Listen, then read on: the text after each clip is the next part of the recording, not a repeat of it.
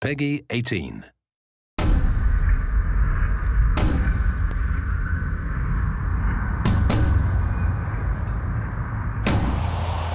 We chose Death to be the character in Darksiders 2 because War really set the stage for the Darksiders universe and introducing new elements, and we felt bringing in a new horseman with a totally new playstyle, different personality would be really cool, and Death is probably the most well-known of the four horsemen, so we thought he should get his shot.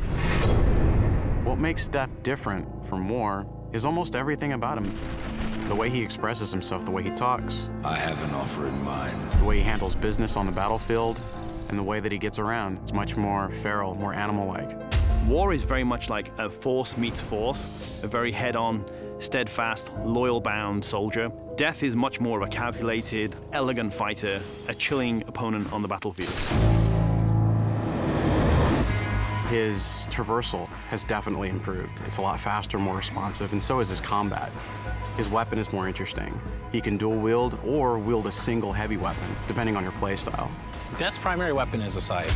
It's kind of a unique one. It's sort of a multi-purpose Swiss Army scythe. And he can use it with two different blades. He can attach it together to form the more traditional Reaper scythe. He can use it as a pole arm. Of course, he doesn't stop that. He'll pretty much use any weapon that's made available. You can get big axes, you can get crazy cool claws, big iron fists, and he'll even shoot guns. I mean, he'll use anything that he can, really. The main improvement from Darksiders 1 to Darksiders 2 was depth. We wanted to make the game more involved. We wanted to have more context. We wanted the player to really feel like they're in a real world with people living there, stuff going on, things going on.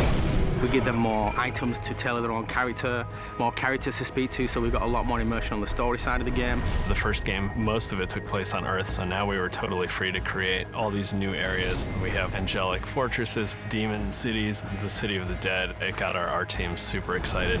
On top of that, there's a lot of weapons and armor, and obviously the new character as well, Death.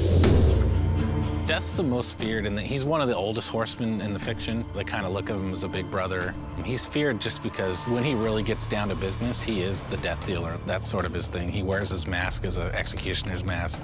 That's his trade, that's his business. He takes people down. He doesn't wait for things to happen, he causes them to happen. So it's a much more aggressive style of game and a more aggressive character. I mean, I guess it's all wrapped up in his name, right? War implies some conflict, but Death's the final end. Who doesn't fear that? A few words describe Death: cold and calculated. Agile, both in the way he fights and the way he deals with situations. My favorite word to describe Death is definitely arrogant. He's an opportunist. If I could describe Death in one word, it'd probably be badass.